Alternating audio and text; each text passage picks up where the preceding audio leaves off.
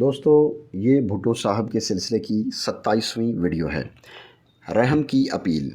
Supreme court میں نظر ثانی کی اپیل کی نامنظوری کے بعد پاکستان پیپلز پارٹی کے ایکٹنگ جنرل سیکریٹری مسٹر وٹو نے کورٹ میں رحم کی اپیل کی درخواست دائر کی، لیکن اس کا بھی وہی حشر ہوا جو پہلے والی کوشش کا ہوا تھا، بلکہ رحم کی اپیل کا اخبارات میں کوئی خاص ذکر تک نہ ہوا۔ ادھر بھٹو صاحب کی حالت جیل میں بد سے بدتر ہو رہی تھی، مگر اس شخص نے ذرہ بھر پرواہ نہیں کی اور تمام تکالیف جھیلتا رہا اور اپنے طریقے سے لڑائی کرتا رہا۔ اگر بھٹو صاحب کی اپیل سپریم کورٹ میں منظور ہو بھی جاتی تو بھی انہیں آزاد نہ کیا جاتا۔ 5 فروری 1979 کو 10 بجے صبح مجھے SMLA کے ساتھ DMLA کے دفتر بلایا گیا، جہاں ہمیں بتایا گیا کہ شاید کل مورخہ 6 فروری کو سپریم کورٹ بھٹو صاحب کی اپیل منظور کرنے کے بعد حکم جاری کرے کہ ان کو آزاد کر دیا جائے، مگر ایسے حکم کے بعد بھی انہیں سپریم کورٹ سے باہر نہیں جانے دیا جائے گا، اور وہ مارشل لاء کے تحت کئی اور مقدمات میں مطلوب ہیں جن کے تحت ان پر الگ مقدمہ چلایا جائے گا۔ مجھے صاف صاف بتا دیا گیا کہ اگر سپریم کورٹ بھٹو صاحب کے لیے آزادی کا حکم بھی صادر کر دے کہ انہیں جیل سے نکال دیا جائے تو بھی ان کو جیل سے باہر ہرگز جانے نہیں دیا جائے گا۔ مجھے اس وقت صاف پتہ چل گیا تھا کہ بھٹو صاحب کو حکام کسی بھی حالت میں آزاد نہیں ہونے دیں گے اور انہیں ہر حالت میں سزا ہونی ہے، جس کا مجھے بے حد ملال ہوا۔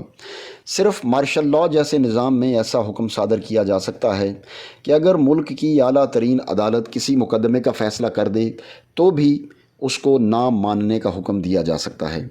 مجھے دوسرے ذرائع سے معلوم ہوا کہ ایک خاص ملٹری کورٹ بھی مقرر کر دیا گیا تھا تاکہ اگر سپریم کورٹ کا فیصلہ حسب منشا نہ ہوا تو اس کورٹ میں بھٹو صاحب کے مقدموں کی سماعت کی جائے گی۔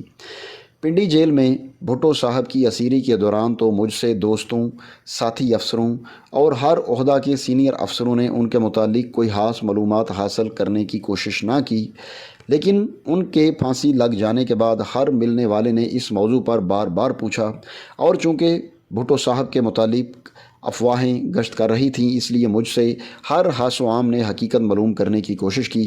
ایسی ملاقاتوں کے دوران کئی ذمہ دار افسروں نے اس مقدمے کے کئی پہلو اور اصلی واقعات جو بالائی سطح پر ظہور پذیر ہوتے رہے ان کی خفیہ تفصیلات بھی مجھے بتائیں، جو میرے لیے بے حد حیران کن تھیں۔ اگر میں ان تفصیلات کو بھی قلم بند کر دوں تو ایک نئے تنازع کا طوفان کھڑا ہو جائے گا۔ بہرحال اس کتاب میں وہی کچھ لکھ رہا ہوں جو میں نے اپنی آنکھوں سے دیکھا اور کانوں سے سنا۔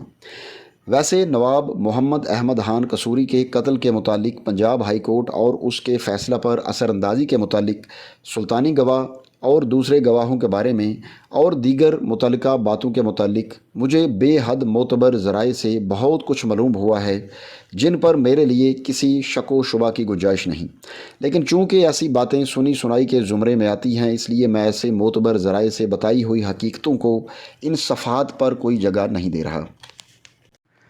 بلیک وارنٹ یعنی موت کا پروانہ۔ پنجاب ہائی کورٹ نے مسٹر بھٹو کو 18 مارچ 1978 کو موت کا پروانہ یعنی black warrant. Punjab high court نے مسٹر ذوالفقار علی بھٹو کو 18 مارچ 1978 کو موت کی سزا سنائی تھی۔ اس فیصلے پر سپریم کورٹ آف پاکستان میں اپیل دائر کی گئی اور انہیں 17 مئی 1978 کو لاہور سے پنڈی جیل منتقل کر دیا گیا۔ 6 فروری 1979 کو سپریم کورٹ نے ان کی اپیل مسترد کر دی۔ پھر نظر ثانی کی اپیل بھی سپریم کورٹ نے 24 مارچ 1979 کو مسترد کر دی۔ نواب محمد احمد خان قصوری کے قتل کیس میں سینٹرل جیل راولپنڈی میں 30 مارچ 1979 کو بلیک وارنٹ موصول ہوا اور مدرجہ ذیل 5 مجرموں کو موت کا پروانہ موصول ہوا، جن میں مسٹر ذوالفقار علی بھٹو، میاں غلام عباس، صوفی غلام مصطفیٰ، رانا افتخار اور مسٹر ارشد اقبال، یہ 5 لوگ ہیں۔ چونکہ نظر ثانی کی اپیل کو خارج کرتے وقت اس دن یعنی 30 مارچ 1979 کو ابھی 7 دن نہ گزرے تھے، اس لیے موت کا پروانہ حکومت پنجاب نے واپس منگوا لیا تھا۔ وہ اگلے روز یعنی 31 مارچ 1979 کو پورا ہونا تھا۔ گورنر پنجاب نے اس کیس میں مداخلت نہ کرتے ہوئے 1 اپریل 1979 کو صبح 10 بجے دستخط کر دیے۔ صدر پاکستان نے بھی مداخلت نہ کرتے ہوئے اسی دن یکم اپریل 1979 کو دستخط کر کے سزا کی توثیق کر دی تھی۔ حکومت نے فیصلہ کیا کہ مسٹر بھٹو کو باقی 4 مجرموں سمیت 2 اپریل کی صبح 5 بجے پھانسی دے دی جائے۔ کسی وجہ سے اس فیصلے پر بھی نظر ثانی ہو گئی اور یہ فیصلہ کیا گیا کہ صرف بھٹو صاحب کو اکیلے پھانسی دی جائے اور باقی 4 مجرموں کو ابھی یہ سزا نہ دی جائے۔ اس لیے بھٹو صاحب کی پھانسی کا وقت 2 اپریل کو ملتوی کر دیا گیا اور 5 مجرموں کی موت کا مشترکہ پروانہ دوسری دفعہ بھی راولپنڈی جیل کے اسپیشل کوریئر کے ذریعے لاہور واپس منگوا لیا گیا تاکہ اکیلے بھٹو صاحب کے لیے موت کا پروانہ تیار کیا جائے۔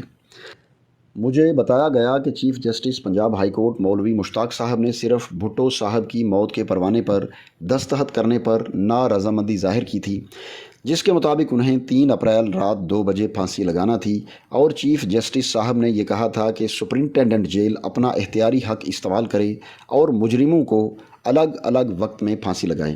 مگر حکام بالا نے جب انہیں یہ یقین دلایا کہ یہ فیصلہ تو ان کا اپنا ہے اور اصلی مجرم ہی پھانسی لگایا جا رہا ہے، تو انہوں نے مجبوراً صرف بھٹو صاحب کے موت کے پروانے پر دستخط کیے۔ اس طرح صرف بھٹو صاحب کی موت کا پروانہ راولپنڈی جیل میں 2 اپریل کو 1 بجے بعد دوپہر موصول ہوا اور بھٹو صاحب کو 3 اپریل 1979 رات 2 بجے پھانسی لگانے کی تمام کارروائی شروع کر دی گئی۔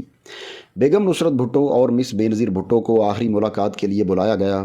دراصل انہیں آخری ملاقات کا نہ بتایا گیا تھا بلکہ بھٹو صاحب سے ملنے جیل آنے کو کہا گیا تھا۔ مس بے نظیر بھٹو نے، جو سہالہ ریسٹ ہاؤس میں زیر حراست تھیں، یہ کہلا بھیجا کہ ان کی طبیعت ناساز ہے، اس لیے وہ اس وقت 2 اپریل بعد دوپہر نہیں آ سکتی۔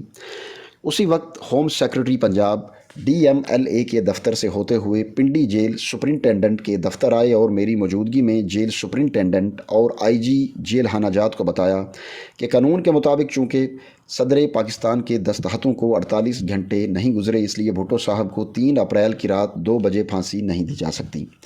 یہ نقطہ حکومت پنجاب نے اٹھایا تھا، اس لیے بھٹو صاحب کی پھانسی 1 دن اور روک دی گئی۔ ادھر بیگم نصرت بھٹو اور مس بے نظیر بھٹو کو اطلاع دی گئی کہ اگر ان کی طبیعت ناساز ہے تو ان کو آنے کی ضرورت نہیں۔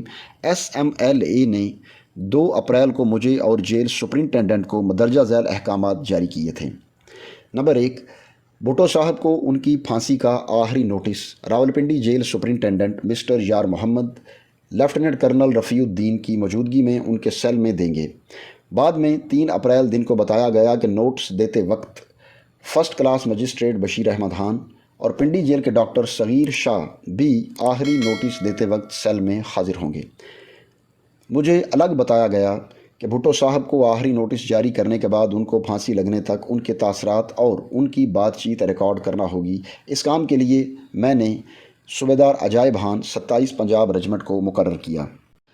نمبر 3، آخری نوٹس کے فوراً بعد اپنا ایک فوجی بھٹو صاحب کے سیل پر تعینات کر دیں جو پھانسی لگنے تک ڈائری ریکارڈ کرے گا، یعنی صوبیدار عجائب خان۔ نمبر 4، آخری نوٹس پر فوجی گارڈ بھی جیل گارڈ کے اوپر سیکیورٹی سیل پر سپر امپوز کر دی جائے گی۔ نمبر 5، جیل کے ٹیلی فون۔ سورج غروب ہوتے ہی جیل کے تمام ٹیلی فون کاٹ دیے جائیں تاکہ جیل کا رابطہ باہر کی دنیا سے منقطع کر دیا جائے۔ صرف فوجی ٹیلی فون ہوگا جو صرف ایک افسر سنے گا کہ کام کرتا رہے، اس کے علاوہ خاص وائرلیس سیٹ بھی کام کرتا رہے گا۔ نمبر 6، سورج غروب ہونے پر جیل کا صدر دروازہ فوجی گارڈ کے تحت کام کرے گا جو 4 اپریل کی صبح تک اس کنٹرول پر مامور رہے گی۔ نمبر 7، فائنل نوٹس کے بعد کوئی شخص 4 اپریل کی صبح تک جیل میں نہ داخل ہو سکے اور نہ باہر جا سکے۔ نمبر 8، صوبیدار میجر 27 پنجاب خاموشی سے تابوت، پھول، گلاب کا عرق اور سینٹ وغیرہ کا بندوبست کریں۔ نمبر 9، 2 گاڑیاں، ایک بھٹو صاحب کی لاش کے لیے اور دوسری گارڈ کے لیے، پھانسی لگ جانے کے بعد حکم ملنے پر جیل میں داخل ہوں گی۔ 3 ہتھیاروں کے خالی باکس بھی جو تابوت سے مشابہ ہوں گے ان گاڑیوں میں رکھے جائیں گے تاکہ ایئر بیس پر دیکھنے والوں کو یہ محسوس ہو کہ فوجی کہیں ہتھیار لے جا رہے ہیں۔ نمبر 10، ایک فیلڈ افسر کے ماتحت ایک سیکشن پوری فوجی تیاری کے ساتھ بھٹو صاحب کی لاش کے ساتھ جائے گی۔ لیفٹیننٹ کرنل رفیع بھٹو صاحب کی میت کے ساتھ پنڈی سے نوڈیرو جائیں گے۔ जहां कब्र और तदफीन का बंदोबस्त तैयार होगा। नंबर 11, लेफ्टिनेंट कर्नल रफ़ी के साथ एक वायरलेस सेट रहेगा और भुट्टो साहब की फांसी पर वो SMLA को, जिसका हेडक्वार्टर जेल से बाहर SSP के दफ्तर में होगा, कोड वर्ड ब्लैक हॉर्स से इत्तला देंगे। भुट्टो साहब की लाश को गुस्ल देने के लिए 27 पंजाब रेजिमेंट का एक आदमी का बंदोबस्त करेगी। ये काम बाद अज़ां 3 अप्रैल को SSP रावलपिंडी को सौंप दिया गया। नंबर 13, एक फ़ोटोग्राफ़र जो एक इंटेलिजेंस एजेंसी से था, अपने सामान के साथ 3 अप्रैल शाम 5 बजे जेल में रिपोर्ट करेगा। वो भुट्टो साहब की लाश की फ़ोटो लेगा ताकि मालूम हो सके कि उनके हत्ने हुए थे या नहीं। मुझे सरकारी तौर पर बताया गया था कि मिस्टर भुट्टो की मां हिंदू औरत थी जो उनके वालिद ने ज़बरदस्ती अपना ली थी और मिस्टर भुट्टो का पैदाइशी नाम नत्थाराम था और गालिबन उनके हत्ने नहीं कराए गए थे। फांसी और गुस्ल के बाद इस फ़ोटोग्राफ़र ने भुट्टो साहब के जिस्म के दरमियानी हिस्से के नज़दीकी फ़ोटो लिए थे। पढ़ने वालों के लिए मैं बता दूं कि भुट्टो साहब का इस्लामी तरीक़ा से बाकायदा हत्ना हुआ था। और नंबर 14 ये था, मुझे ये भी हुक्म दिया गया कि 3 अप्रैल की सुबह 11 बजे यकीन कर लिया जाए कि जल्लाद तारा मसीह पिंडी जेल में मौजूद है और उसे पिंडी जेल के एक कमरा में मुकफ़ल यानी लॉक कर दिया जाए। ये काम जेल सुपरिटेंडेंट ने सर अंजाम दिया था। दोस्तों, ये भुट्टो साहब के सिलसिले की 27वीं वीडियो थी। अगर वीडियो अच्छी लगे तो लाइक करें, चैनल पर नए हैं तो सब्सक्राइब करें और बेल यानी घंटी के बटन को दबाकर नोटिफिकेशन ऑन कर लें ताकि हमारी तमाम वीडियोज़ के नोटिफिकेशंस आपको सबसे पहले मिलें। अब आपसे मुलाकात होगी अपनी अगली वीडियो में। तब तक के लिए अल्लाह हाफिज़।